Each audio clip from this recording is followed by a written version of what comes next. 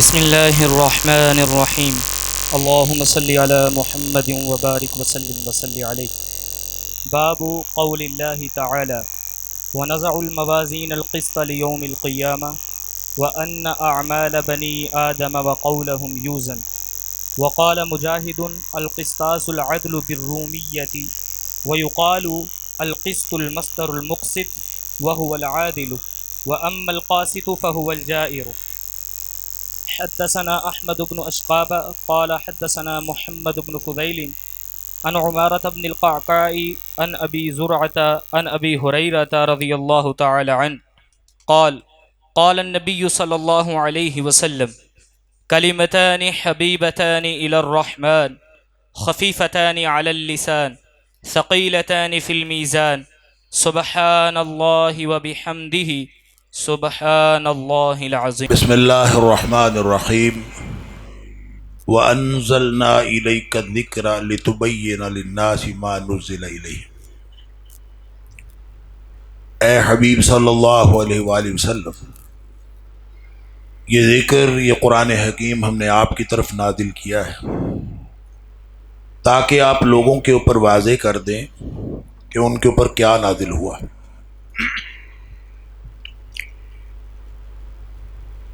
اللہ کریم کا کروڑہ شکر ادا کرنا چاہیے کہ ہم سب آج جس مجلس میں، جس محفل میں شریک ہیں، یہ نبی اکرم صلی اللہ علیہ وآلہ وسلم کی مجموعہ احادیث کی جو سب سے زیادہ صحیح کتاب ہے، اس کی تکمیل کی تقریب ہے۔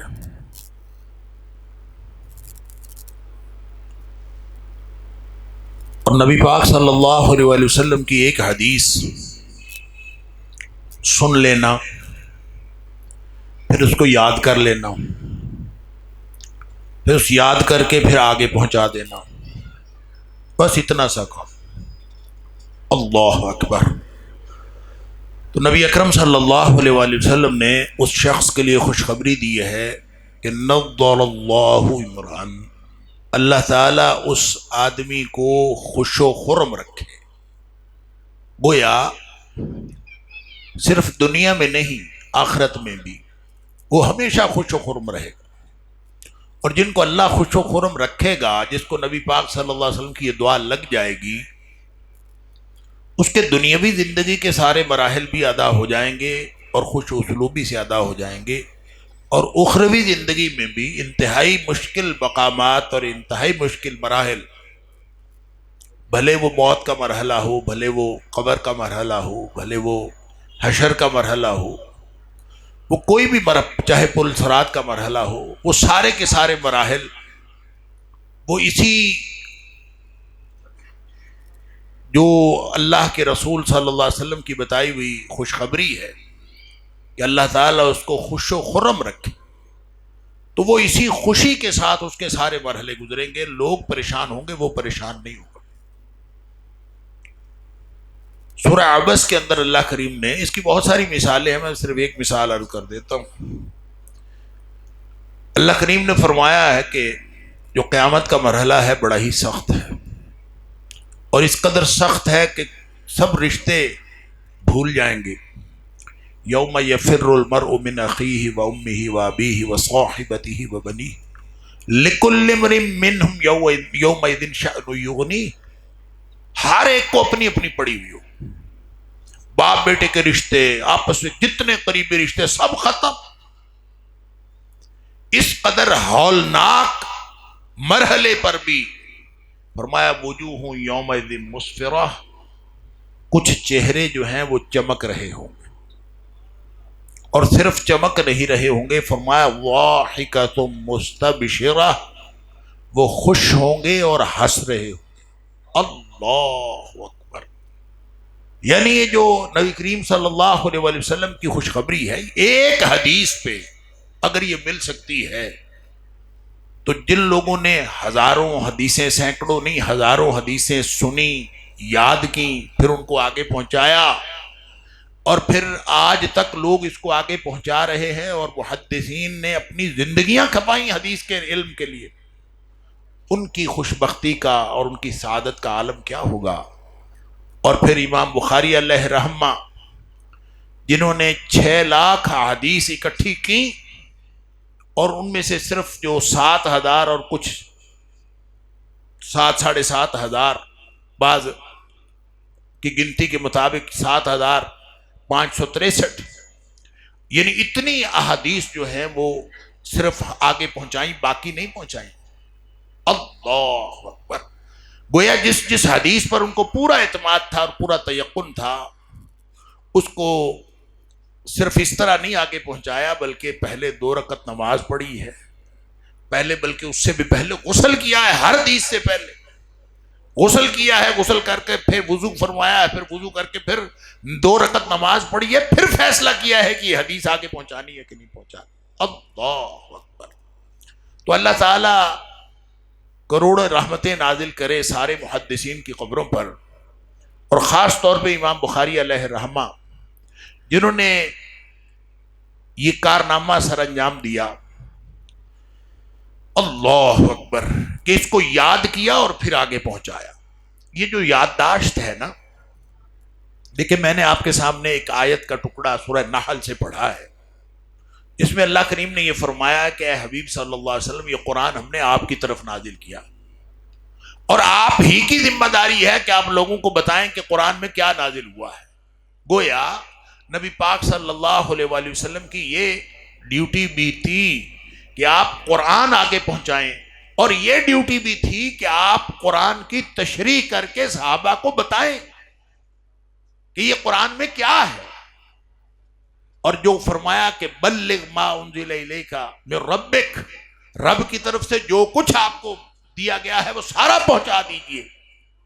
تو آپ نے پھر سارا پہنچایا، اور پہنچانے میں آپ کو کوئی 22-23 برس لگ گئے. اللہ اکبر. اور پھر جا کے آپ نے صحابہ کرام سے پوچھا خطبہ حجۃ الوداع کے موقع پر کہ کیا میں نے پہنچا دیا ہے؟ تو سب نے بیک زبان ہو کے کہا تھا قد بلغت وادیت ونصحت، واقعتاً آپ نے پہنچا دیا. تو وہ جو نبی کریم صلی اللہ علیہ وآلہ وسلم نے پہنچایا تھا، آپ لکھنا پڑھنا تو جانتے نہیں تھے، کیسے پہنچایا تھا؟ تو جیسے قرآن کی محفوظیت کی ضرورت تھی، ایسے ہی حدیث کی محفوظیت کی ضرورت تھی. اگر حدیث کی حفاظت نہ ہو اور حدیث محفوظ نہ ہو، اور یہ کہا ہوا نبی اکرم صلی اللہ علیہ وسلم کا اور آپ کی ہوئی وضاحت کہ قرآن میں کیا نازل ہوا ہے، اگر وہ محفوظ نہ ہو تو قرآن کے محفوظ ہونے کا کوئی مطلب ہی باقی نہیں بچتا. تو جتنی ضرورت قرآن کے محفوظ ہونے کی، اتنی ہی ضرورت حدیث کے محفوظ ہونے کی تھی. وَأَنزَلْنَا إِلَيْكَ الذِّكْرَ لِتُبَيِّنَ لِلنَّاسِ مَا نُزِّلَ إِلَيْهِمْ. یہ ڈیوٹی نبی پاک صلی اللہ علیہ وسلم کی تھی کہ آپ وضاحت کریں، لہذا آپ نے وضاحت کی، آپ نے ایک ایک چیز سکھائی. اور صحابہ کرام کو کفار مذاق اڑایا کرتے تھے کہ سنا ہے آپ کا نبی آپ کو بیت الخلاء کی باتیں بھی بتاتا ہے. نبی اکرم صلی اللہ علیہ وآلہ وسلم نے طہارت صفائی سے لے کر، سونے جاگنے سے لے کر، انفرادی معاملات سے لے کر، پھر انفرادی عبادات سے لے کر، پھر پوری اجتماعی زندگی تک، اور ان ساری اجتماعی عبادات تک، نماز ہو، روزہ ہو، حج ہو، زکوٰۃ ہو، ساری کی ساری عبادات نبی اکرم صلی اللہ علیہ وسلم نے بتا دی. جب وہ بتا دی تو ان کو اکٹھا بھی تو کرنا تھا، ان کو محفوظ بھی رکھنا تھا. تو حدیث جو محفوظ ہوئی ہے، اس کی حفاظت کا اولین ذریعہ بھی وہی ہے جو قرآن کی حفاظت کا اولین ذریعہ ہے. اور وہ کیا ہے؟ وہ کتابت نہیں. ہمارے ہاں اکثر لوگ یہ سمجھتے ہیں کہ لکھی ہوئی چیز جو ہے وہ اصل اتھینٹک لکھی ہوئی چیز ہوتی ہے، اور جبکہ شریعت اسلامیہ میں یہ اہل مغرب کا دیا ہوا قانون ہے کہ جو لکھی ہوئی چیز ہے وہ زیادہ اتھینٹک ہے. اور انہوں نے ہمیں اس طرف لگایا کہ دکھاؤ تمہارا کہاں لکھا ہوا، سارا کچھ لکھا ہوا کہاں تھا. تو ہم نے ساری صلاحیتیں کھپا دیں یہ ثابت کرنے میں کہ قرآن نبی پاک صلی اللہ علیہ وسلم کے دور میں بھی لکھا جاتا تھا کہ کاتبین وہی موجود تھے، وہ وہی لکھتے تھے، قرآن لکھا ہوا موجود تھا، کسی کے پاس گتے پہ تھا، کسی کے پاس کاغذ پہ تھا، کسی کے پاس کھجور کی چھال پہ تھا، کھجور کے پتوں پہ تھا، چمڑے پہ تھا، پتھروں پہ تھا، قرآن لکھا ہوا موجود تھا۔ اور یہ غلط ثابت نہیں کیا، واقعتاً لکھا ہوا موجود تھا۔ پھر حدیث کی بات ہوئی تو ہم نے اس کے لیے بھی حوالے ڈھونڈے، موجود تھی۔ عبداللہ بن عمر بن العاص رضی اللہ تعالیٰ عنہ کے پاس ایک لکھا ہوا کتابچہ موجود تھا، حدیث کا کتابچہ ابو شاہ کو بھی نبی پاک صلی اللہ علیہ وسلم کے حکم پر لکھ کر دیا گیا تھا۔ حضرت علی رضی اللہ تعالیٰ عنہ کے پاس بھی ایک کتاب الصدقات تھی۔ یہ سارے مجموعے حدیث نبی پاک صلی اللہ علیہ وسلم کے دور میں موجود تھے، لیکن نہ قرآن کی حفاظت کا ذریعہ کتابت تھا اور نہ ہی حدیث کی حفاظت کا ذریعہ کتابت تھا۔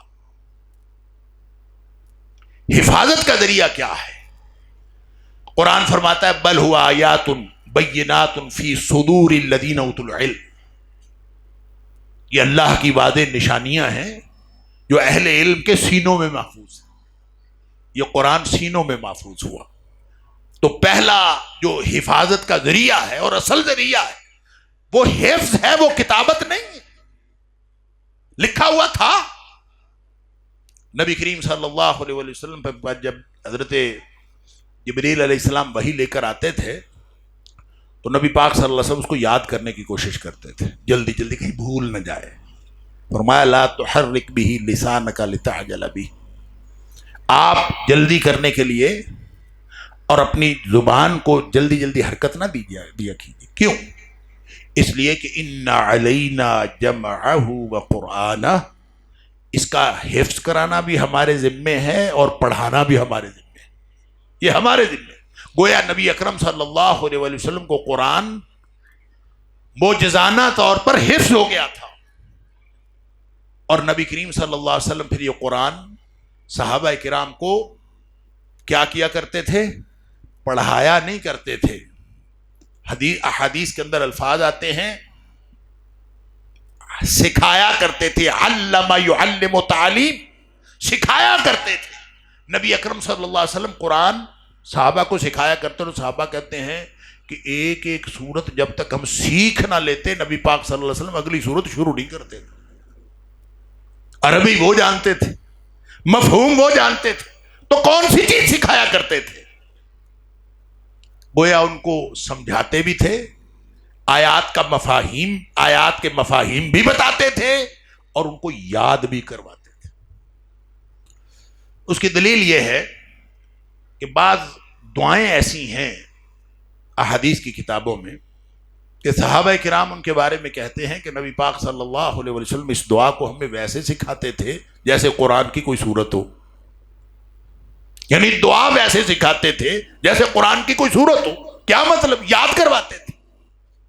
لہذا بنیادی طور پر قرآن بھی یاد کیا گیا اور احادیث بھی یاد کی گئیں، اور آپ کو معلوم ہے کہ سب سے زیادہ جس شخص نے روایات نبی پاک صلی اللہ علیہ وسلم سے آگے روایت کی ہیں، سب سے زیادہ احادیث جو نبی پاک صلی اللہ علیہ وسلم سے لے کر آگے بھیجی ہیں، اور وہ ابو ہریرہ رضی اللہ تعالیٰ عنہ ہیں۔ اور ابو ہریرہ رضی اللہ تعالیٰ عنہ کے خلاف لوگوں کو جدید ذہن کو دشمنی یہ ہے کہ انہوں نے نبی پاک صلی اللہ علیہ وسلم جو وہ اور کوئی کام کرتے ہی نہیں تھے، وہ فرماتے۔ اب دیکھیں حضرت ابو ہریرہ رضی اللہ تعالیٰ عنہ کی جو روایت کردہ حدیث کی تعداد ہے وہ 5,500 کے قریب ہے، یہ 6,000 کے قریب۔ ان کو صاحب علوف کہا جاتا ہے، سب سے زیادہ انہوں نے احادیث روایت کی ہیں، لیکن ان کے مقابلے میں جو حضرت عبداللہ بن عمر بن العاص ہیں رضی اللہ تعالیٰ عنہ، ان کے پاس ان کی روایات کی تعداد بہت تھوڑی ہے، تیسرا حصہ بھی نہیں ہے حضرت ابو ہریرہ رضی اللہ تعالیٰ عنہ سے۔ لیکن ابو ہریرہ رضی اللہ تعالیٰ عنہ فرماتے ہیں کہ یہ جو عبداللہ بن عمر ہے نا، اس کے پاس فن تھا، یہ لکھ لیا کرتا تھا اور مجھے لکھنا آتا نہیں تھا۔ یعنی عبداللہ مجھ سے اچھا تھا، عبداللہ کے پاس فن تھا کہ وہ لکھ لیتا تھا، مجھ سے لکھا نہیں جاتا تھا۔ جو لکھ لیتا تھا اس سے حدیث کی روایت کم ہے، اور جو لکھ نہیں لیتا تھا وہ صاحب علوف ہے۔ لہذا جو حدیث کی حفاظت کا ذریعہ ہے وہ بھی وہی ہے جو قرآن کی حفاظت کا ذریعہ ہے۔ اور وہ حفظ ہے. اس لیے یہ سوال ہی غلط ہے کہ حدیث جو ہے وہ 3 صدی ہجری میں لکھی گئی. یہ سوال ہی غلط ہے. کیوں 3 صدی ہجری میں لکھی گئی؟ جب کتابیں لکھی جانی تھی تو تبھی کتابیں لکھی جانی تھی. نبی پاک صلی اللہ علیہ وسلم کے دور میں تو قرآن بھی بطور مصحف سامنے نہیں آیا. نبی پاک صلی اللہ علیہ وسلم کے دور میں لوگوں کے پاس اپنا اپنا لکھا ہوا ہوتا ہوگا اور ہوتا تھا، لیکن ترتیب کے ساتھ. جو ترتیب نبی پاک صلی اللہ علیہ وسلم نے بتائی تھی وہ اس ترتیب کے ساتھ صرف وہاں موجود تھا جو لوگوں کے سینے تھے. صحابہ کرام فی صدور الذین اوتوا العلم، وہ اہل علم کے سینوں میں محفوظ تھا. یہی وجہ ہے کہ جب حضرت زید بن ثابت رضی اللہ تعالیٰ کی ڈیوٹی لگی حضرت ابوبکر صدیق رضی اللہ تعالیٰ کے دور میں کہ قرآن ذرا جمع کریں، اس کو مصحف بنائیں بین دفتین. اللہ اکبر. تو آپ کو معلوم ہوگا کہ حضرت زید بن ثابت رضی اللہ تعالیٰ عنہ کی ڈیوٹی لگی، یہ کمیٹی کے سربراہ تھے. آپ خود حافظ تھے، حضرت زید حافظ تھے قرآن کے. لیکن جب کوئی آپ نے اعلان کر دیا کہ جس جس کے پاس قرآن لکھا ہوا ہے لے کے آ جائے، ہر شخص اپنا اپنا ٹکڑا لے کے آتا تھا. لیکن اس کو ساتھ یہ اعلان کیا ہوا تھا کہ ہر شخص جو بھی اپنا ٹکڑا پیش کرے گا وہ ساتھ 2 حفاظ کی گواہی پیش کرے گا. حالانکہ خود حافظ تھے لیکن اس کے باوجود 2 حفاظ کی گواہی لیتے تھے. یہ احتیاط ملحوظ رکھی گئی. اور اگر اس قدر احتیاط ملحوظ رکھی گئی قرآن کو مصحف بنا کے بین دفتین ہم تک پہنچانے کے لیے، تو کیا خیال ہے کہ جو قرآن کی تشریح اور وضاحت ہے، جس نبی پر قرآن نازل ہوا اسی نبی کی احادیث، اسی نبی کی زبان سے احادیث نکلی.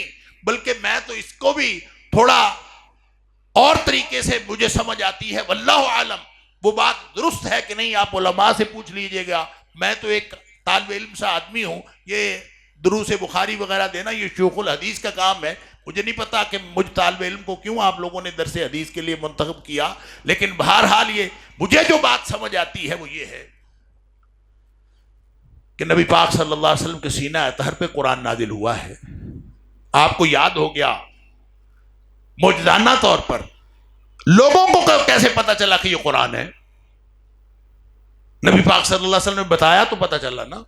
تو جو آپ بتائیں، آپ بولیں، کسی بھی شخص کے دل میں جو بات ہوتی ہے، قرآن تو دل پہ علی قلبک لتکون من المنذرین، کہ آپ کے دل پر نازل ہوا، تو دل کی بات لوگوں کو کیسے پتا چلتی؟ لوگوں کو اس وقت پتا چلتی ہے جب کوئی شخص بولے یا کوئی کام کرے، چپ کر کے بیٹھا ہو، ہلے ہی نہ، بے حس و حرکت، پتہ ہی نہیں چلتا اس کے دل میں کیا ہے. نبی پاک صلی اللہ علیہ وسلم بولیں تو حدیث ہوتی ہے، آپ کچھ کریں تو وہ حدیث ہوتی ہے، آپ کسی بات پر خاموش رہیں تو بھی حدیث ہوتی. ما صدر عن النبی من قول و فعل اور تقریر، آپ کی ذات اقدس سے جو بھی صادر ہو، چاہے وہ قولی طور پر ہو، چاہے وہ فعلی طور پر ہو، اور چاہے آپ کسی عمل کو برقرار رکھیں، اور تقریری حدیث ہو، تینوں صورتوں میں وہ تو حدیث ہوتی ہے. تو جب نبی پاک صلی اللہ علیہ وسلم بولے اور آپ نے بول کے قرآن بتایا کہ یہ قرآن ہے، تو قرآن حدیث سے ثابت ہوا ہے کہ یہ حدیث قرآن سے ثابت ہوئی ہے؟ قرآن بھی حدیث سے ثابت ہوا.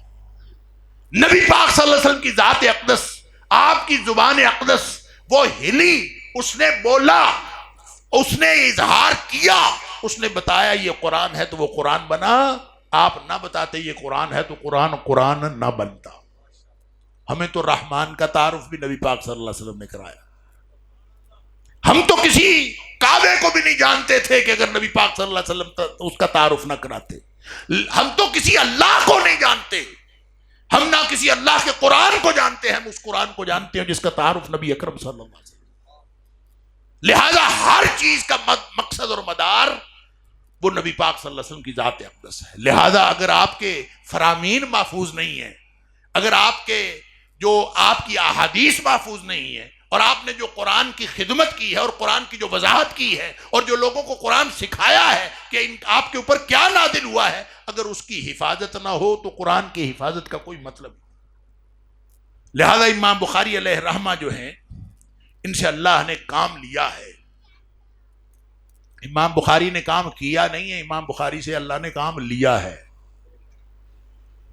اور یہ بات میں سب سے عرض کر دوں، علماء ماشاءاللہ آج جو فارغ التحصیل ہو رہے ہیں، اللہ تعالیٰ مبارک کرے ان کو، اور عملی زندگی ان کی کتاب و سنت کے مطابق ہو، اور یہ علم ان کے لیے دنیا اور آخرت میں کامیابیوں اور درجات کی بلندی کا باعث بن جائے، جس سے اللہ دین کا کام لیتا ہے، یہ اس کے لیے بھلائی کا فیصلہ ہوتا ہے اللہ کا۔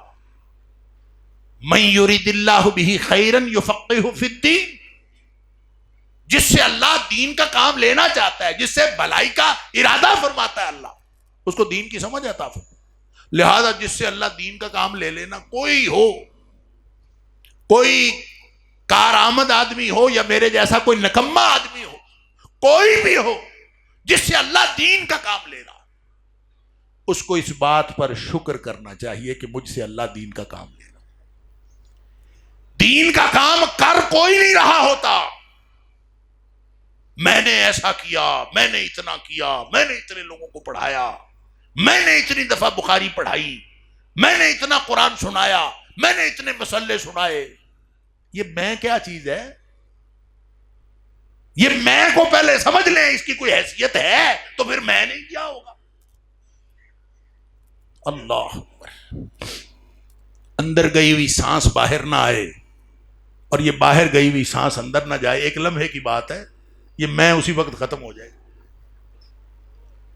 یہ سمجھ آ جائے نا انسان کو کہ سب کچھ اللہ کے ہاتھ میں، اللہ ہی کام لیتا ہے، اللہ کام لیتا ہے، اور اللہ نے جس کے لیے بھلائی کا ارادہ کیا، اللہ نے اس سے کام لے لیا، اور اللہ جس سے کام لے رہا ہو اس کو خوش ہو جانا چاہیے اور اللہ کا شکر ادا کر، اور جب وہ اللہ کا شکر ادا کرے گا تو اللہ اس کو اور عطا کرے گا۔ لئن شکرتم لازیدنکم۔ امام بخاری علیہ الرحمہ کہتے ہیں، خود ان کا قول ہے، وہ کہتے ہیں کہ میں ابھی اسکول کا طالب علم تھا، 10 سال کے قریب میری عمر ہوگی، الہمت حفظ الحدیث، الہمت حفظ الحدیث، مجھے حدیث کو حفظ کرنا الہام کر دیا گیا تھا۔ الہمت، ابھی بچے تھے، 10-12 سال کا بچہ سکول میں پڑھنے والا یا کسی مدرسے میں پڑھنے والا، اور اس کو بچے کو ہی حدیث کو حفظ کرنا الہام کر دیا جائے۔ وہ کہتے ہیں میں جو حدیث سنتا تھا مجھے یاد ہو جاتی تھی۔ یہ الہم تو کس نے الہام کیا؟ یہ کام امام بخاری نے نہیں کیا رحمہ اللہ، اللہ نے امام بخاری سے یہ کام لیا۔ اللہ اکبر۔ اور امام بخاری سے پہلے ایسا نہیں ہے کہ احادیث لکھی بھی نہیں تھی، لکھی ہوئی احادیث تھی، مجموعے میں تھی۔ امام احمد بن حنبل کی المسند پہلے موجود تھی، مصنف ابن ابی شیبہ بھی موجود تھی، امام مالک کی الموطا بھی موجود تھی، یہ کتابیں ساری اس سے پہلے موجود تھی، اور بھی احادیث کے مجموعے موجود تھے۔ امام بخاری نے کیا کام کیا؟ کیا کارنامہ سر انجام دیا؟ کون سا کام ہے جو اللہ نے صرف امام بخاری سے لیا، کسی اور سے نہیں دیا؟ کہ آج حیران ہیں ہم، اور ساری دنیا حیران ہے کہ روئے زمین پر اللہ کی کتاب کے بعد اصح الکتب جو ہے اللہ کی کتاب کے بعد، وہ امام بخاری کے الجامع الصحیح تھی۔ اس کے لیے ایک تو انہوں نے خود کہا کہ مجھے خواب میں نبی پاک صلی اللہ علیہ وسلم کی طرف سے ایک بشارت ہوئی تھی، اور دوسرا اسحاق بن راہوے کی بات کرتے ہیں کہ انہوں نے مجھے کہا تھا۔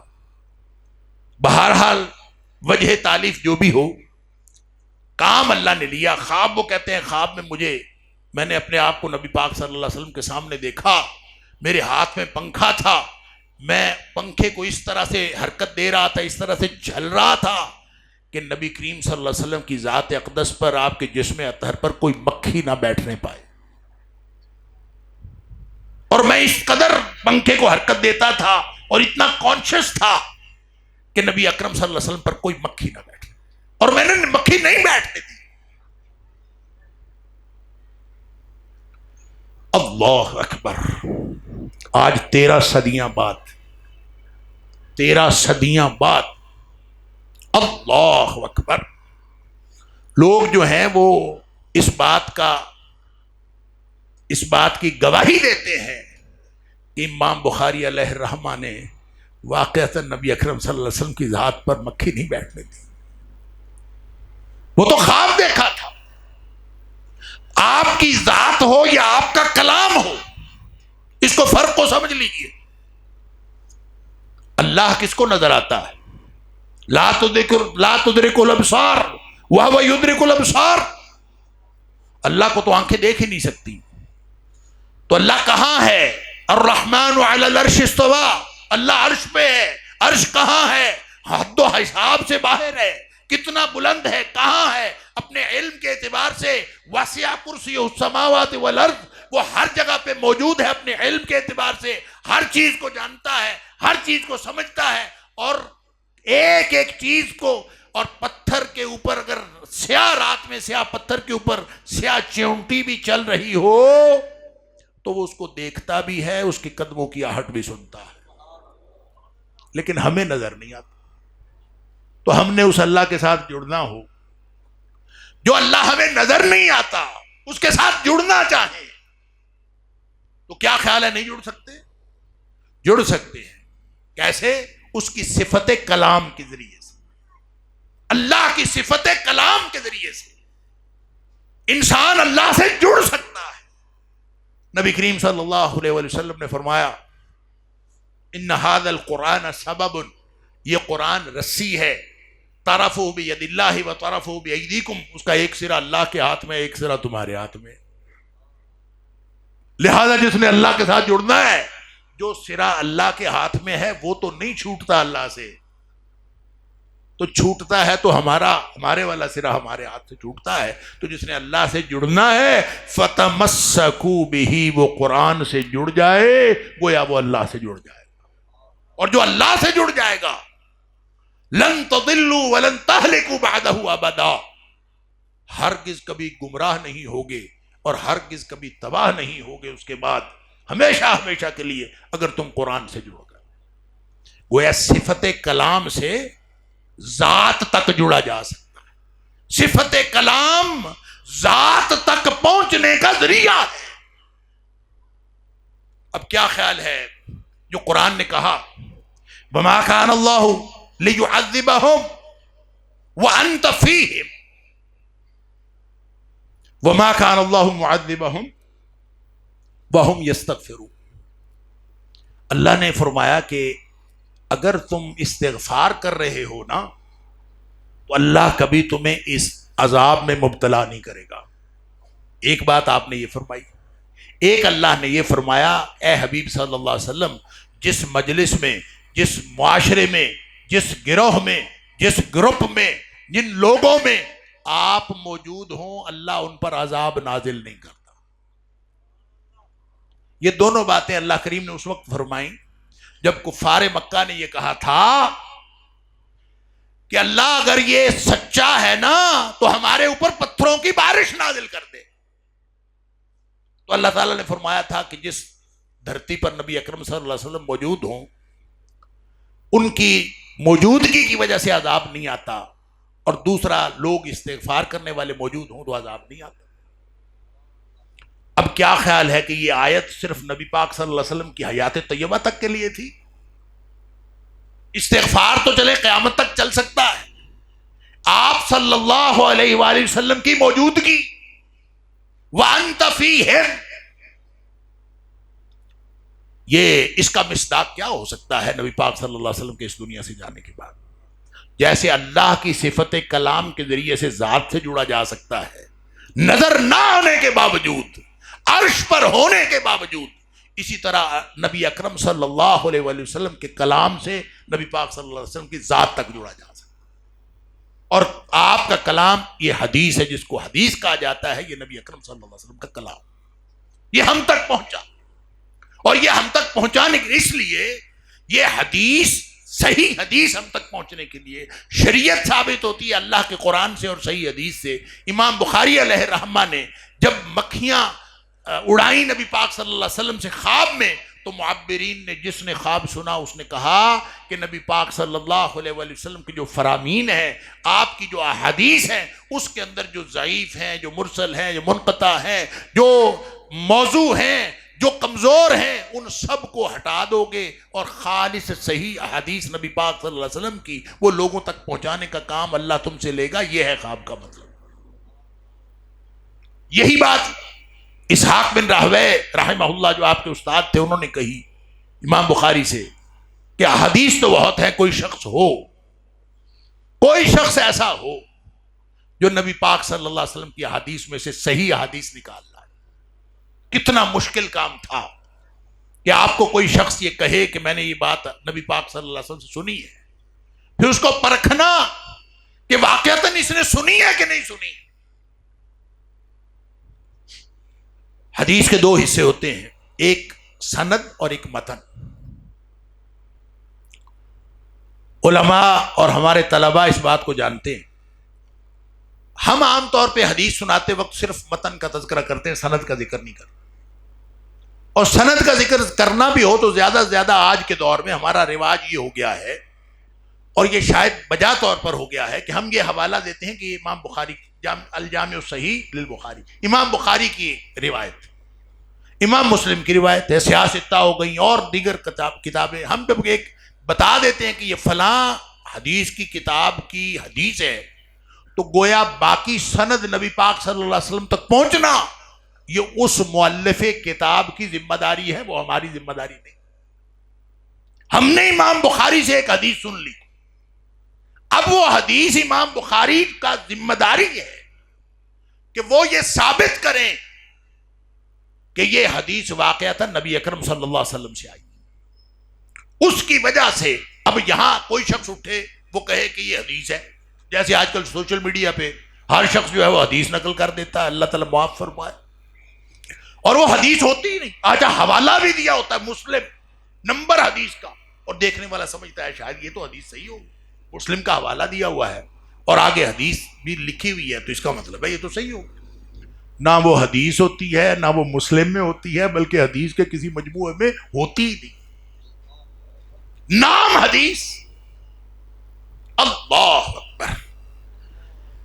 نبی اکرم صلی اللہ علیہ وسلم نے فرمایا جس نے کوئی ایسی بات بتائی جو اپنی طرف سے بنا لی اور نام لگا دیا نبی اکرم صلی اللہ علیہ وسلم کا، من کذب علی متعمدا، جان بوجھ کر حدیث نہیں ہے اور اس کو حدیث کہا، فرمایا فلیتبوا مقعدہ من النار، وہ اپنا ٹھکانہ جہنم میں بنا لے۔ اس قدر خوفناک بات۔ اور امام بخاری علیہ رحمہ نے کیا کام کیا کہ ضرورت اس بات کی تھی، حدیث تو موجود تھی، کون سی حدیث صحیح؟ یہ تو آج ہم اللہ کا شکر کریں کہ ہمارے سامنے سارا احادیث کا مجموعہ مدون ہو کے پڑا ہے، ایک ایک چیز پر ایک ایک حدیث پر حکم لگا ہوا ہے، محدثین نے زندگیاں کھپا دی ہیں، ہم بس ایک کلک کرتے ہیں، ہمیں تو مکتبہ شاملہ سے یا ویسے ہی نیٹ سے ہم جاتے ہیں، ایک کلک کرتے ہیں، اتنے مکتبے پڑے ہوئے ہیں، وہ اسی وقت بتا دیتے ہیں کہ اس حدیث پر فلاں محدث نے یہ کہا ہے، فلاں محدث نے یہ کہا ہے، یہ صحیح ہے، یہ حسن ہے، یہ حسن لغیرہ ہی ہے، یہ حدیث، سارے اس کے جتنے اس کے احکام ہیں وہ سارے ایک کلک پہ آ جاتے ہیں۔ یہ ہم تو اس دور میں ہیں، آپ امام بخاری علیہ رحمہ کے دور کی بات کریں۔ امام بخاری علیہ رحمہ پھر ایک جگہ بیٹھ کے انہوں نے حدیث نہیں لکھی، ایک جگہ بیٹھ کے انہوں نے کتاب نہیں لکھی، انہوں نے پھر مختلف اساتذہ سے علم حاصل کیا ہے۔ کتنے اساتذہ سے؟ یعنی میں اور آپ حدیث پڑھنے کے لیے شروع ہو جائیں آج سے اور ساری زندگی لگا دیں حدیث پڑھنے کے لیے تو 2 نہیں تو 4، 4 نہیں تو 6، 6 نہیں تو 8، 8 نہیں تو 10۔ اگر ہماری مثلا میری عمر 60 سال ہے، میں اگر گنتی کروں کہ میں نے آج تک کتنے اساتذہ سے پڑھا ہے تو بچپن سے لے کر یونیورسٹی تک اور پھر پی ایچ ڈی تک، پھر سارے مراحل کو گن لوں تو میرے تمام اساتذہ کی تعداد 15-20 سے زیادہ نہیں، اتنے ہی اساتذہ ہوں گے، کتنے کو؟ تو امام بخاری علیہ، اور میں جس دور میں اور ہم جس دور میں رہ رہے ہیں، ہم تو ٹیلی فون پہ بھی کسی سے کچھ سیکھ لیتے ہیں. ہم تو سفر کرنا ہو تو گاڑیاں موجود ہیں اور کوئی بھی رکاوٹ نہیں. تو امام بخاری علیہ الرحمہ نے جس دور میں سفر کیے اور اساتذہ سے پڑھا، نہ ٹیلی فون تھے، نہ گاڑیاں تھیں، نہ کچھ تھا، تو پتہ کتنے اساتذہ امام بخاری علیہ الرحمہ کے؟ 1080 اساتذہ ہیں. 1080 اساتذہ ہیں امام بخاری علیہ الرحمہ، آپ کے شیوخ. تو جس شخص نے حدیث کو اکٹھا کرنے کے لیے 1080 اساتذہ کو اپروچ کیا ہوگا اور جا کے ان کی خدمت میں حاضر ہوا ہوگا، اس کو کتنی تڑپ ہوگی نبی پاک صلی اللہ علیہ وسلم کی حدیث تک پہنچنے کے لیے. لہذا یوں امام بخاری علیہ الرحمہ نے جب یہ سن لیا کہ یہ حدیث ہے، نبی پاک صلی اللہ علیہ وسلم نے بتا دی ہے، تو اب جو چیلنج درپیش تھا وہ یہ تھا کہ اس حدیث کو، جس کو کہہ دیا گیا کہ یہ حدیث ہے، اب یہ ثابت کیا جائے کہ یہ واقعتاً نبی اکرم صلی اللہ علیہ وسلم نے فرمائی ہے. جس شخص نے کہا کہ میں نے یہ حدیث نبی پاک صلی اللہ علیہ وسلم سے سنی ہے، اس سے پوچھنا ضروری تھا کہ تم نے کس سے سنی. اس نے کہا میں نے فلاں سے سنی ہے. اس نے کس سے سنی؟ اس نے فلاں سے سنی. اس نے کس سے سنی؟ اس نے فلاں صحابی سے سنی. اس نے نبی اکرم صلی اللہ علیہ وسلم سے. اچھا، کہہ دینے سے تو کافی نہیں. اب وہ جتنے لوگ درمیان میں ہیں ان کے حالات زندگی پتہ کرو. ان کے حالات زندگی پتہ کرو، کیسا تھا، کون تھا، کہاں رہتا تھا، مشاغل کیسے تھے، دین سے کتنا تعلق تھا، حافظہ کیسا تھا، کردار کیسا تھا. ان ساری چیزوں کا پتہ کرو.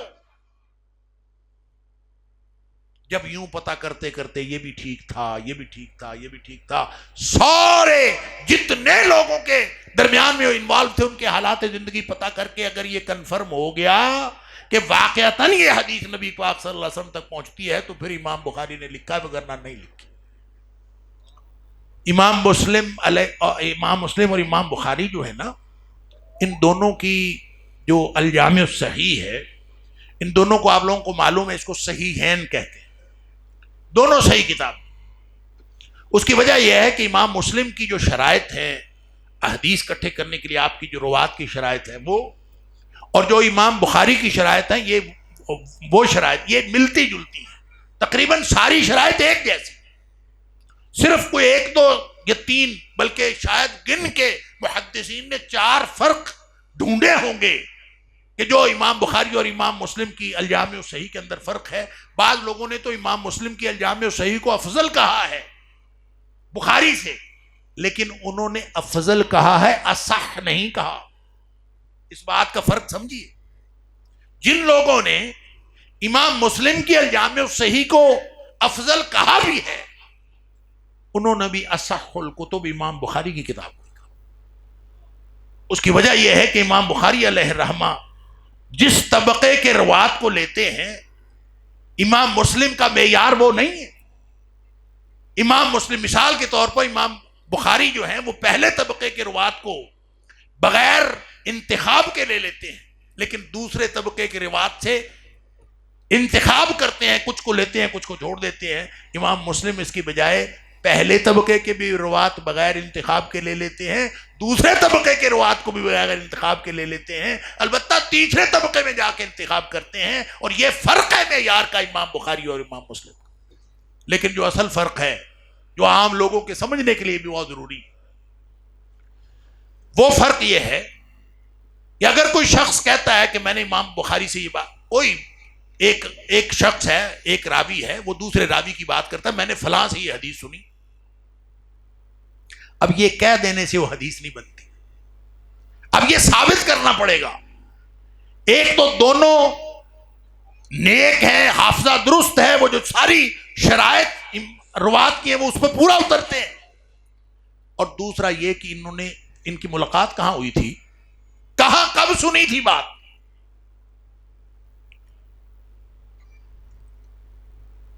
امام مسلم کہتے ہیں کہ اگر دونوں کے حالات زندگی پتہ چلنے سے یہ پتہ چل جائے کہ مثال کے طور پر کوئی شخص آپ میں سے اٹھے اور کسی بات کا حوالہ دے ہم ایسے مثال کے طور پر سمجھ رہے ہیں، ایک شخص ٹھینگ موڑ میں رہا، ساری زندگی ٹھینگ موڑ میں رہا، ایک شخص لاہور میں رہا، ساری زندگی لاہور میں رہا، وہ کبھی ٹھینگ موڑ نہیں آیا، یہ کبھی لاہور نہیں گیا، حالات زندگی سے پتہ چلتا کہ یہ یہاں تھا، یہ یہاں تھا، لہذا یہ کیسے سنیے، ان تو ملاقاتی ثابت نہیں۔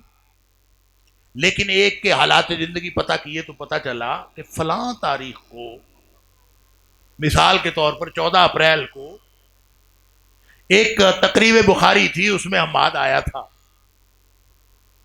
اس سے حالات زندگی سے پتہ چلا، ملاقات ثابت نہیں، حالات زندگی سے پتہ چلا کہ اس دن 14 اپریل کو وہ آدمی بھی ٹھینگ موڑ میں موجود تھا، یہ اس کے حالات زندگی سے پتہ چلا، یہ اس کے حالات زندگی سے پتہ چلا کہ اس نے بات کہی تھی۔ تو امام مسلم کہتے ہیں کہ ان دونوں باتوں سے یہ ثابت ہوتا ہے کہ ملاقات ہو گئی ہوگی، لہذا ملاقات ہو گئی ہوگی، اس سے حدیث لے لے، دونوں جب سچے ہیں، وہ بھی سچا ہے یہ بھی سچا ہے، تو ملاقات ہوئی ہوگی۔ جب ان کا ہم اثر ہونا کافی ہو گیا، ایک وقت میں ایک ہی جگہ پہ یہ دونوں موجود تھے، تو اب 99% یقین ہے کہ ان کی ملاقات ہوئی ہوگی، لہذا اس سے حدیث لے لیا۔ امام بخاری علیہ الرحمہ کہتے ہیں کہ نہیں، حدیث اس سے بھی نہیں لے، وہ کہتے ہیں تب اس وقت تک حدیث نہیں دینی جب تک ملاقات ثابت نہ ہو جائے۔ یہ جو لقاء کی شرط ہے، یہ امام بخاری کے ہاں شرط موجود ہے، امام مسلم کے ہاں یہ شرط نہیں ہے، اس وجہ سے امام بخاری کا صحت کے اعتبار سے، حدیث کی صحت کے اعتبار سے امام بخاری کا درجہ پہلا ہے، امام مسلم کا درجہ دوسرا۔ انہوں نے اتنی احتیاط کی ہے اس حدیث کو ہمارے تک پہنچانے کے لیے، اس لیے یہ وہ کارنامہ ہے امام بخاری علیہ الرحمہ کا کہ پہلی دفعہ لوگوں کو پتہ چلا کہ صحیح حدیث کیا ہوتی ہیں اور ضعیف حدیث کیا ہوتی ہیں، اور صحیح حدیث کیا ہوتی ہیں اور موضوع حدیث کیا ہوتی ہیں۔ آج تو ہمیں پڑھے پڑھے اور لوگ تو عجیب و غریب آج اٹھتے ہیں، حوالہ دے دیتے ہیں۔ ہمارے یونیورسٹی میں بڑے لطیفے ہوتے تھے، ایک دن میں نے پتہ نہیں کوئی بات کہی، گفتگو میں ایک بچی کہتی ہے کہ یہ تو حدیث ہے سر۔ اچھا ہوگی پھر حدیث، میرے علم میں تو نہیں، میں آپ کو کتاب لا کے دکھا دوں گی۔ میں نے کہا اچھا کل کو لے آنا۔ وہ بیچاری اگلے دن نا کتاب فوٹو کاپی کروا کے لے آئی، اللہ اکبر، اس پہ حوالہ پتہ کیا دیا ہوا تھا؟ الموضوعات، ابن الجوزی۔ موضوعات کا مطلب ہے من گھڑت حدیثیں، جس کتاب میں محدث کی دیانتداری ہے۔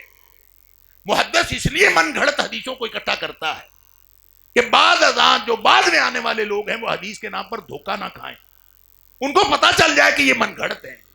تو وہ جو من گھڑت حدیثیں ایک کتاب میں اکٹھی کی ہوئی ہیں، تو ہمارے جاہل لوگ اٹھتے ہیں اور وہ کہتے ہیں کتاب تو حدیث کی ہے نا، بھلے موضوع ہے تو حدیث۔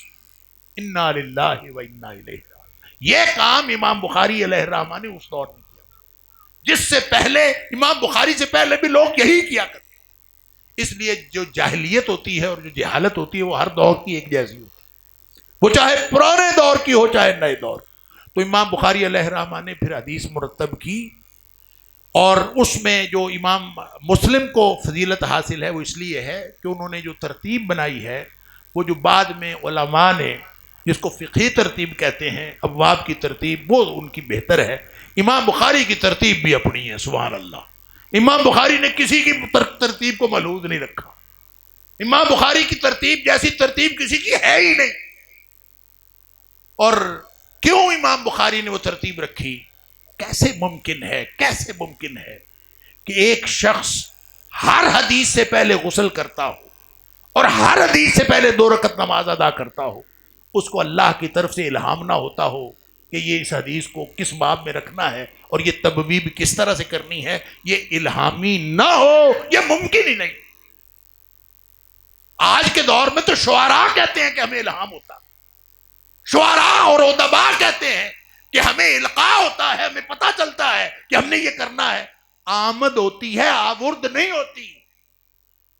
شعراء کے ہاں آپ نے سنا ہوگا، یہ ان کی اصطلاح ہے، آمد ہوتی ہے۔ بس وہ جب آمد ہوتی ہے تو کیا خیال ہے جس شخص نے ساری زندگی نبی اکرم صلی اللہ علیہ وسلم کی احادیث کو اور صحیح احادیث کو تلاش کرنے کے لیے لگا دی ہو، اور پھر حدیث لکھتے وقت 6 لاکھ حدیثوں میں سے، اور وہ بھی سن لیجئے 6 لاکھ حدیثوں میں سے، یہ اکثر لوگوں کو یہ بھی اعتراض ہے، جدید لوگوں کو، وہ کہتے ہیں حدیث ساری حدیثیں اکٹھی کر لیں، ساری حدیثیں اکٹھی کر لیں، تو اس میں سے اگر آپ گن لیں حدیثیں تو ان کی تعداد 35-40 ہزار سے زیادہ نہیں۔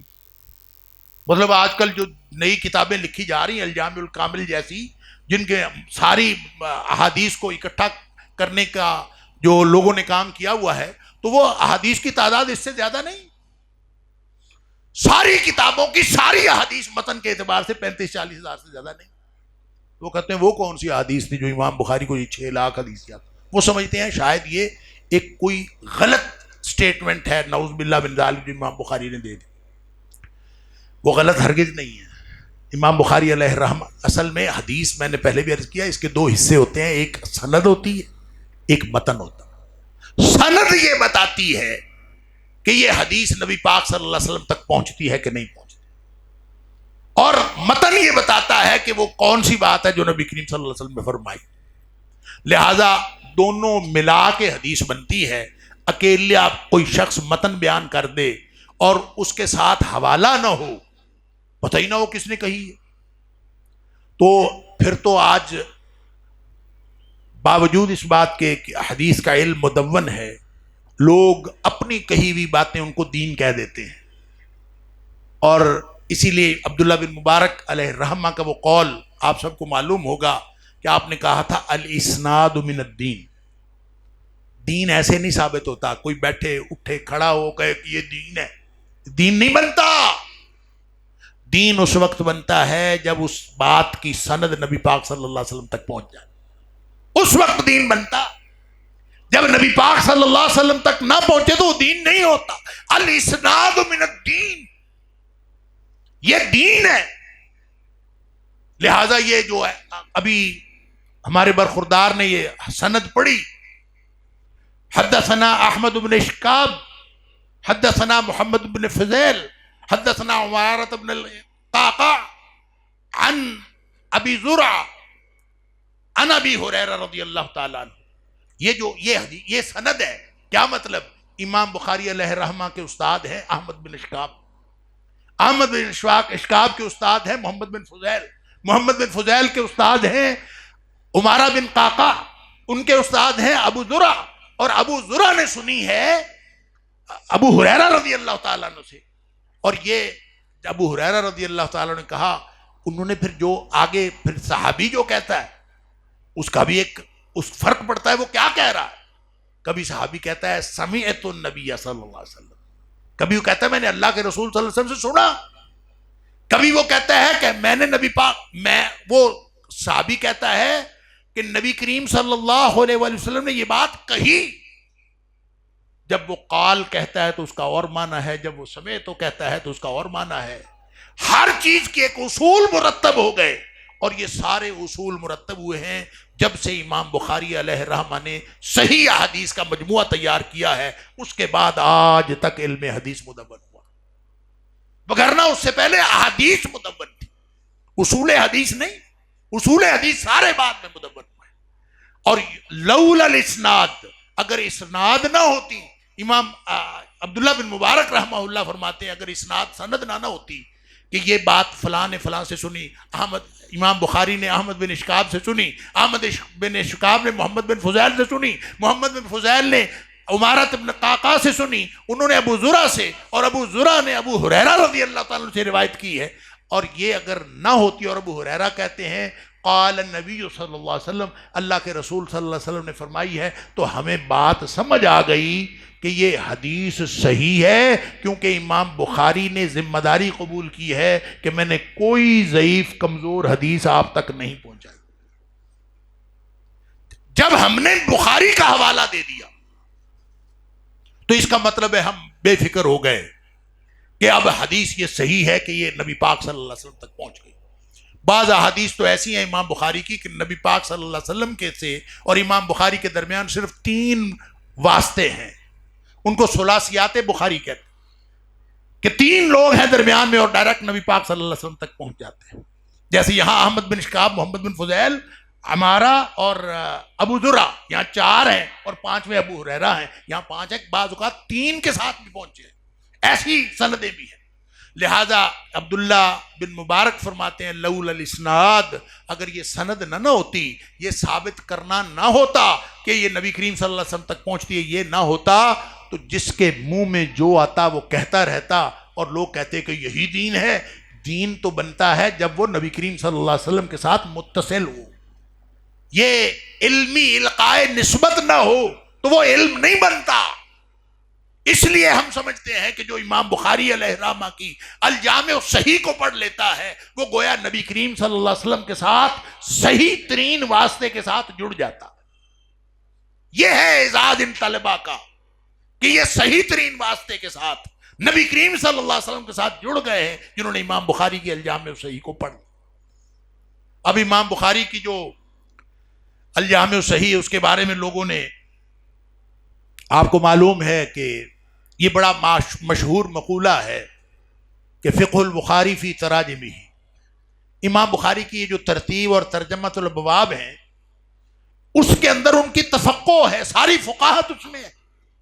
آپ نے کسی نے سمجھنا ہو کہ امام بخاری نے مسائل کیسے سمجھائے ہیں تو ان کے ابواب کو دیکھ لیں، ان کے تراجم ابواب کو دیکھ لیں، ان کے جو کتاب کہتے ہیں اس چیپٹر کو، جتنے چیپٹرز بنائے ہیں، اور وہ بعض روایات کے مطابق 97 ہیں، بعض نے کہا 98 ہیں، بعض نے کہا 96 ہیں۔ امام بخاری علیہ رحمہ نے اپنی جو الجامع الصحیح البخاری ہے اس کو کتابوں میں تقسیم کیا ہے، آگے ابواب میں تقسیم کیا ہے، 96 97 یا 98، اور عام معروف روایت کے مطابق 97 آپ کے جو ابواب کتابیں ہیں ان کتابوں کے آگے 3000 سے زیادہ ابواب ہیں۔ ان بابوں میں آخری کتاب جو انہوں نے اپنی الجامع الصحیح کی آخری کتاب رکھی وہ کتاب التوحید رکھی۔ کتاب التوحید کا جو آخری باب ہے وہ رکھا باب قرآن پاک کی آیت کے اوپر رکھا کہ ہم قیامت والے دن ترازو قائم کریں گے، انصاف کا ترازو، عدل کا ترازو قائم کریں گے۔ گویا اس دن لوگوں کے اعمال تولے جائیں گے، اور امام بخاری علیہ رحمہ نے وہ آیت کا ٹکڑا دے کے آگے اپنا جو سمجھ تھی، اپنی جو تفقہ تھی، اپنی جو فقاہت تھی وہ بیان کر دی کہ اس سے پتہ چلتا ہے کہ آدم علیہ السلام کی جتنی اولاد ہے ان کے صرف اعمال ہی نہیں تولے جائیں گے، ان کے اقوال بھی تولے جائیں گے، وزن ہوگا۔ لہذا یہ جو مناسبت ہے آپ کے ابواب کی تقسیم کی، اس کے بارے میں بھی محدثین نے بڑی لمبی تشریحات کی ہیں۔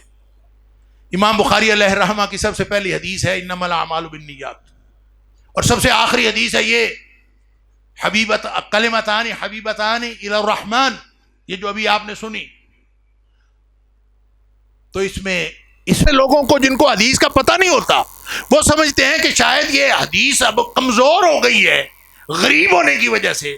اگر وہ راوی ایک ہے اور وہ ابو ہریرہ رضی اللہ تعالیٰ عنہ، اور اگر وہ راوی ایک ہے اور وہ عمر بن خطاب رضی اللہ تعالیٰ عنہ ہے، تو وہ ایک بھی ہوں تو وہ حدیث اتنی ہی صحیح ہوگی جیسے 100 بندے نے روایت کی، ایک بھی ہو۔ لہذا غرابت جو ہے، راوی کا تفرد جو ہے، وہ حدیث کی صحت پر اثر نہیں ڈالتا۔ اور امام بخاری نے پہلی حدیث بھی غریب، اب لوگوں سے پوچھیں نا، پڑھے لکھے لوگوں سے، ان سے پوچھیں جی غریب حدیث صحیح ہو سکتی ہے؟ وہ کہتا جی نہیں جی، غریب کیسے صحیح ہو سکتی ہے؟ ہمارے والد صاحب رحمۃ اللہ علیہ فرمایا کرتے تھے کہ میں نے کہیں کوئی حدیث سنائی تو آ کے بندہ کہتا ہے اے تو حدیث غریب ہے جی،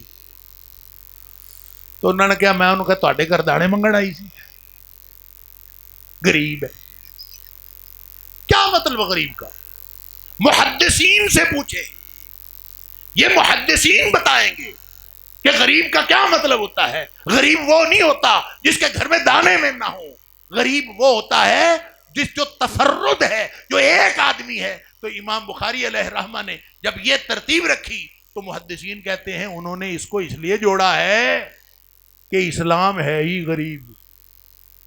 نبی پاک صلی اللہ علیہ وسلم کا فرمان ہے کہ بدأ الاسلام غریباً وسیعود غریبا، اسلام تھا ہی غریب، اجنبی تھا، انجان تھا، لوگوں میں پہچان نہیں تھی، معاشرے میں مسفٹ تھا، جب آیا تھا تو غریب تھا، بس یعود و غریبا، ایک پھر موقع آئے گا کہ اسلام پھر غریب ہو جائے.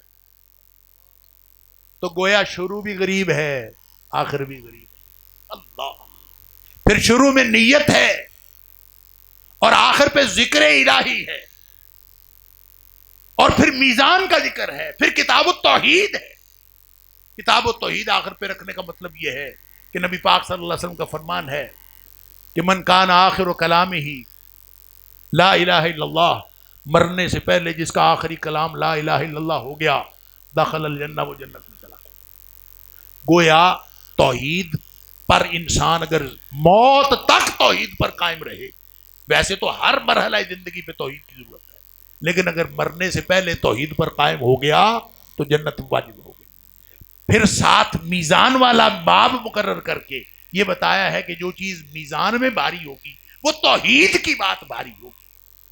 اور گویا اس سے وہ حدیث ذہن میں آتی ہے جہاں نبی پاک صلی اللہ علیہ وسلم نے فرمایا کہ ایک شخص آئے گا 99 دفاتر اس کے گناہوں کے ہو گئے، 99 رجسٹر، اور ایک ایک رجسٹر اتنا لمبا چوڑا ہوگا مد البصر، جیسے نگاہ جہاں تک حد نگاہ ہے اتنا بڑا رجسٹر ہوگا.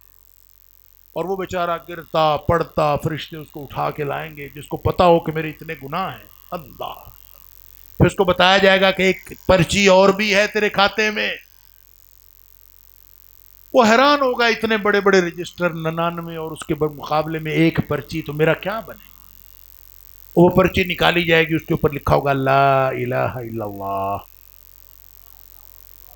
پھر ایک طرف وہ 99 رجسٹر رکھے جائیں گے، ایک طرف یہ پرچی رکھی جائے گی، تو وہ یہ ایک پرچی جو ہے اس 99 رجسٹروں سے بھاری ہو جائے گی. کتاب التوحید، اس لیے امام بخاری علیہ الرحمہ، اصل چیز توحید ہے. اور یہ صرف منہ سے کہہ دینا لا الہ الا اللہ نہیں ہے. اس کا مطلب یہ نہیں ہے کہ کوئی شخص یاد کر لے، کوئی کافر ہو، ہندو سکھ عیسائی ہو، اور وہ یاد کر لے لا الہ الا اللہ، مرنے سے پہلے لا الہ الا اللہ کہہ دے اور بخشا جائے گا. ایسا نہیں ہے. نبی کریم صلی اللہ علیہ وآلہ وسلم کی بہت ساری احادیث کو ملائیں تو بات تو سمجھ آتی ہے. کہیں آپ نے فرمایا مستيقنم بہا قلبہ، اس طرح لا الہ الا اللہ کہے کہ اس کا دل اس پر یقین رکھے کہ کوئی الہ نہیں سوائے اللہ کے. کہیں فرمایا صادقا من قلبی، دل سے تصدیق کرے کہ واقعتاً اللہ کے علاوہ کوئی الہ نہیں. اور کہیں فرمایا کہ وَهُوَ يَعْلَمُ أَنَّهُ لَا إِلَهَ إِلَّا اللَّهُ، اس کو یہ پوری معرفت حاصل ہو، اس کو یہ یقین ہو کہ واقعتاً اللہ کے علاوہ اور کوئی الہ نہیں. اگر اس طرح آخر آ جائے گا، وقت آخر آ جائے گا، تو انما الاعمال بالخواتیم، نبی پاک صلی اللہ علیہ وسلم کا فرمان ہے کہ اصل جو بندے کا انحصار ہے وہ خاتمے پر انحصار ہے. اللہ تعالی ہم سب کا خاتمہ بالایمان کرے. لہذا جو خاتمہ ہے وہ کیا ہے؟ ایک اور مناسبت بھی ہے. پورا علم زندگی بتا دی امام بخاری علیہ رحمہ، اور آخر پہ حدیث کیا رکھی؟ کلمتان حبیبتان الی الرحمن خفیفتان علی اللسان ثقیلتان فی المیزان سبحان اللہ وبحمدہ سبحان اللہ العظیم. یہ دو کلمے ایسے ہیں وہ اللہ کو بڑے پیارے ہیں اور یہ زبان پہ بڑے ہلکے ہیں، منٹ بھی نہیں لگتا، چند سیکنڈ لگتے ہیں. سبحان اللہ وبحمدہ کہنے میں کتنا ٹائم لگتا، اور اللہ کو اتنے پیارے ہیں اور زبان پہ ہلکے ہیں اور میزان میں بہت بھاری ہیں. وہ ہے سبحان اللہ وبحمدہ سبحان اللہ العظیم. گویا اس میں ایک مناسبت یہ بھی ہے، علم ختم ہو جاتا ہے، علم، ذکر ختم نہیں ہوتا. فَإِذَا فَرَغْتَ فَانْصَبْ وَإِلَىٰ رَبِّكَ فَارْغَب، تیرے کام ختم ہو جائیں تو باقی اپنا لو اپنے اللہ کی طرف لگاؤ. کتاب 16 سال لگے امام بخاری کو لکھتے ہوئے، تو 16 سال کے بعد گویا علم ختم ہو گیا. جب علم سے فارغ ہوا تو باقی زندگی اب ذکر سے گزرے گی. فَإِذَا قُضِيَتِ الصَّلَاةُ فَانْتَشِرُوا فِي الْأَرْضِ، جو بھی کام مکمل ہو جاتا ہے، چاہے وہ نماز ہو، چاہے وہ علم ہو، چاہے وہ اور کوئی مصروفیت ہو، ساری مشکلات ہیں، آسانیاں ہیں، سب ہیں، جب وہ ختم ہو جائیں फंतशरू फिल अर्ज़, ज़मीन में फैल जाओ, अपने बाकी काम करो। वज़्कुरुल्लाह कसीरा, और हमेशा अल्लाह का जिक्र करते रहो। लअल्लकुम तुफ्लिहून, ताकि तुम कामयाब हो। ये बाब की चंद मुनासबतें थी। अब एक दो बातें मैं हदीस के बारे में अर्ज करके मुकम्मल करता हूँ, मेरा ख्याल आपका वक्त भी काफ़ी हो गया। देखें, ये सुब्हानल्लाह व बिहम्दिही सुब्हानल्लाहिल अज़ीम, ये सिफात इलाहिया में से हर दौर में, जो हर दौर के मुशरिक थे, यूं कह लीजिए, हर दौर के जो मुशरिक थे, आम तौर पर जो शिरक रहा है वो शिरक उलूहियत में रहा है। शिरक ना रुबूबियत में रहा है, ना अस्मा व सिफात में रहा है। असल शिरक हमेशा रहा है उलूहियत। रुबूबियत यह है ज़ात का शिरक, यानी तौहीद रुबूबियत, ज़ात के एतबार से अल्लाह को एक अकेला मानना, खालिक मानना, रब मानना, मुदब्बिर कायनात मानना, ये तौहीद रुबूबियत। और जो नहीं मानता वो मुशरिक। तौहीद उलूहियत ये है कि इबादत की कबील से हर काम, हर वो बात जो इबादत के जुमरे में आती है, वो अल्लाह के अलावा किसी और के लिए जायज नहीं, वो अल्लाह का हक है। और अस्मा व सिफात का माना यह है कि सारे के सारे काम, हर किस्म तौहीद फिल अफ़आल, सारे काम अल्लाह ही करता है। अस्मा व सिफात फरमाया कि वलिल्लाहिल अस्माउल हुस्ना, सारे अच्छे अच्छे नाम अल्लाह के हैं। फदउहु बिहा, इसके जरिए से एक तो अल्लाह से दुआ किया करो, और दूसरा जो लोग इन सिफात को नहीं मानते, वज़रुल्लज़ीना युल्हिदूना फी अस्माइही, उनको छोड़ दो। लिहाजा मैंने अर्ज किया कि आम तौर पे अगर हम देखते हैं तो कुरान कहता है, नबी पाक सल्लल्लाहु अलैहि वसल्लम के दौर के जो शिरक मुशरिकीन थे, कुरान कहते हैं इनसे पूछो, वला इन सअल्तहुम मन खलक़स समावाति वल अर्ज़ व सख़्ख़रश शम्स वल क़मर। कुरान कहता है, मुख्तलिफ जगहों पे कुरान ने मुशरिकीन का अकीदा बयान किया है। यहाँ सूरह अनकबूत में भी, सूरह ज़ुख़रुफ़ में भी, सूरह मोमिनून में भी, सूरह यूनुस में भी, इनसे पूछो कौन बारिश बरसाता है, कौन रिस्क देता है, कौन रिस्क तंग कर देता है, कौन खालिक है, सूरज चांद किसके कंट्रोल, जो कुछ पूछोगे लयक़ूलुन्नल्लाह, ये मुशरिक कहेंगे सब अल्लाह करता। जब सब कुछ अल्लाह करता है तो इसका मतलब है तौहीद रुबूबियत के कायल तो हैं, और तौहीद अस्मा व सिफात के भी कायल हैं। जिस चीज के वो कायल नहीं, वो क्या है? वो कहते थे, उस कुरान कहता है, मा नअबुदुहुम इल्ला लियुक़र्रिबूना इलल्लाहि, हम इनकी बंदगी सिर्फ इसलिए करते हैं कि हमें अल्लाह के करीब कर देते हैं। और या फिर फरमाया सूरह यूनुस में, वयक़ूलूना हाउलाई शुफ़ाउना इंदल्लाह, कहते हैं अल्लाह के यहाँ हमारे सिफारशी हैं, करता सारा कुछ वही है। यह है असल शिरक, जो नबी पाक सल्लल्लाहु अलैहि वसल्लम के दौर में शिरक हुआ। हर दौर में इसी तरह का शिरक हुआ, लेकिन जो दौर इमाम बुखारी अलैहि रहमत का था, उस दौर में अस्माउ सिफात के हवाले से बहुत बड़ा एक मुगालता लोगों को पैदा हो गया था। ऐसी ऐसी तहरीकें उठ गई थी जिनको मुअतज़िला कहते हैं, मुशब्बिहा कहते हैं, मुजस्समिया कहते हैं, जिनको अशायरा कहते हैं, जिनको मातुरीदिया कहते हैं। ये वो सारी तहरीकें हैं जिन्होंने अक्ल और वही की बहस में अल्लाह करीम की ज़ात के बारे में और फिर अल्लाह ताला की सिफात के बारे में ऐसे ऐसे ख्यालात पेश किए कि कहीं वो अल्लाह ताला की ज़ात को तशबीह दे दी कि इंसानों की सिफात भी अल्लाह की सिफात जैसी हैं, और कहीं अल्लाह ताला की सिफात का वैसे इनकार कर दिया कि ये वो है ही नहीं। किसी ने सिफात का इनकार किया, किसी ने माना में तावील की। लिहाजा इमाम बुखारी अलैहि रहमा के पेशे नज़र ये भी था कि ये सारी गुमराहियाँ कैसे ख़त्म हो सकती हैं। इमाम बुखारी ने अपने तराजमे अबवाब के अंदर भी उसका ख्याल रखा, और इमाम बुखारी ने ख़ास तौर पर हदीस के ख़ात्मे के लिए इस बात का ख्याल रखा कि वो बात कही जाए जो सिफात इलाहिया के लिए, सिफात इलाहिया के इस बात के लिए एक हरफ आखिर की हैसियत रखती। सुब्हानल्लाह व बिहम्दिही सुब्हानल्लाहिल अज़ीम। इसमें दो बातें हैं, एक सिफत इस्बातिया है, एक यानी जिसको ईजाबी सिफत कह सकते हैं, एक सिफत सलबिया कह सकते हैं। अल्लाह की ज़ात के बारे में जितनी सिफात हैं उसके बारे में अकीदा ये होना चाहिए, और अहले इस्लाम का यही अकीदा है कि ये अकीदा रखना चाहिए कि हर वो सिफत जो अल्लाह की है उसमें अगर कोई शख्स कमी करे तो वो भी मुशरिक है। اور اگر اللہ کی صفات کو کسی مخلوق میں روا رکھے اور مخلوق کے ساتھ منسلک کرے تو وہ بھی مشرک۔ لہذا یہ کہنا کہ سبحان اللہ و بحمدہ سبحان اللہ العظیم، یہ کیا بتاتا ہے؟ سبحان تنزیہی کلمہ ہے۔ یہ تنزیہی کا مطلب یہ ہے کہ اللہ تعالیٰ ہر قسم کے عیب اور نقص سے پاک ہے۔ ہر قسم کا عیب کہتے ہیں خرابی کو، نقص کہتے ہیں کمی کو۔ اللہ کی ذات میں نہ کوئی کمی ہے نہ کوئی خرابی ہے۔ سبحان اللہ، نہ کوئی کمی نہ کوئی خرابی۔ اور جس میں کوئی کمی اور خرابی نہیں ہوتی اس میں کیا ہوتا ہے؟ اس میں خوبیاں ہی خوبیاں ہوتی ہیں۔ لہذا فرمایا وَبِحَمْدِهِ، سبحان اللہ وَبِحَمْدِهِ۔ وَبِحَمْدِهِ اس بات کو ظاہر کرتا ہے کہ اللہ کی ذات میں ساری خوبیاں موجود ہیں۔ ویسے تو جب آپ سبحان اللہ کہیں تو سبحان اللہ کے مفہوم میں جو اللہ کا جامع ہونا، تمام خوبیوں اور تمام کمالات کا جامع ہونا، وہ لفظ سبحان اللہ میں بھی موجود ہے، لیکن جب ساتھ وَبِحَمْدِهِ آ جاتا ہے تو اس کا مطلب پتہ کیا ہے؟ اس کے مفہوم میں ساری کائنات شامل ہو جاتی ہے۔ بھلا کیسے؟ حمد کا مطلب ہے وہ تعریف جو شکرانے کے طور پر کی جائے، وہ تعریف جو شکرانے کے طور پر کی جائے، اور شکرانہ ہوتا ہے اس کا جو عطا کرنے والا ہو۔ لہذا حمد جو ہے یعنی شکرانے کے احساس کے ساتھ تعریف، وہ اللہ کے علاوہ کسی اور کی ممکن ہی نہیں۔